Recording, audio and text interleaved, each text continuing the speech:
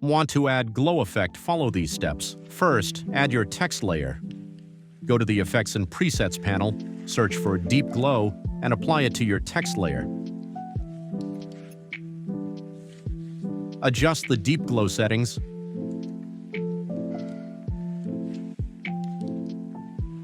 Set the radius to 150 and exposure to 0.30. You can tweak these values based on your preference.